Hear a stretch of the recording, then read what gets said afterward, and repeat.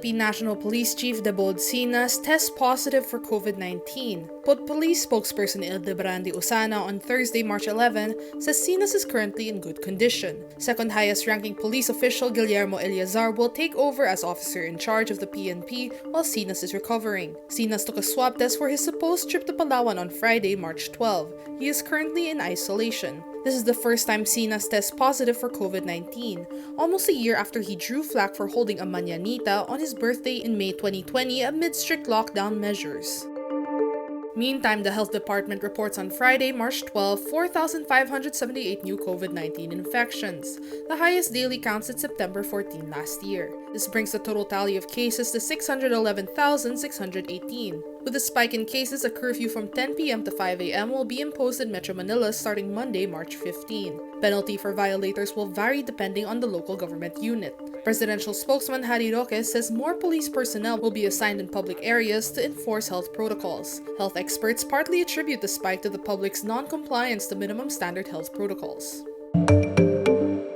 4 days after the bloody Sunday raids in the Calabarzon region, the families of 4 activists killed are finally allowed to claim their loved ones' remains Thursday, March 11. The bodies of Melvin Dasigao, Mark Lee Bacasno, and Randy and Puroy de la Cruz have been in the funeral home since Sunday, March 7. In a video posted by Karapatan Timog Katagalugan, the bodies are loaded into vehicles outside the funeral home at around 8 p.m. Thursday. Since Sunday until Thursday night, the families negotiated with the police, military, and the funeral home to claim the bodies of their loved ones. Rodriguez police earlier said they were only requiring clearance to make sure that the claimants were legitimate family members. The 4 activists were killed during a police crackdown in Calabarzon, resulting in the death of 5 other activists and the arrest of 6 others. Meantime, a document shows Police Intelligence Chief Fernando Calabria Jr. of Calbayog City in Samar asked the local court for a list of lawyers representing alleged communists. In a letter to the Calbayog City Regional Trial Court Friday, March 12, Calabria is asking for the list in compliance from higher PNP offices. The Supreme Court confirms the Calbayog RTC received the letter on Friday, but they haven't taken action yet. National Union of People's Lawyers President Edre Olalia says if the request is granted, it will enable the attacks against human rights lawyers.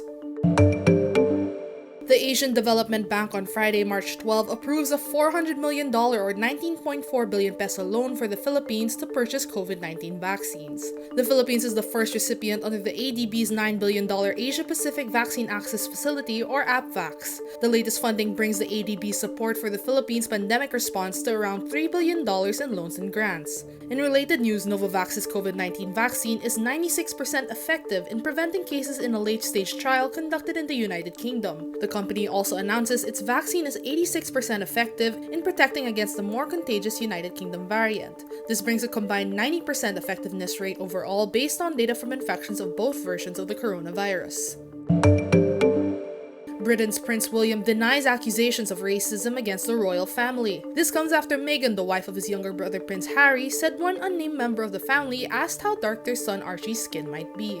Meghan made the allegation during an explosive tell-all interview with American talk show host Oprah Winfrey. The interview plunged the British monarchy into its biggest crisis since the 1997 death of Princess Diana, William and Harry's mother. William says he hasn't talked to Harry since the interview, but he intends to do so. Meghan says the royals had ignored her pleas for help while she felt suicidal. Harry says his father, Prince Charles, let him down and that he felt trapped.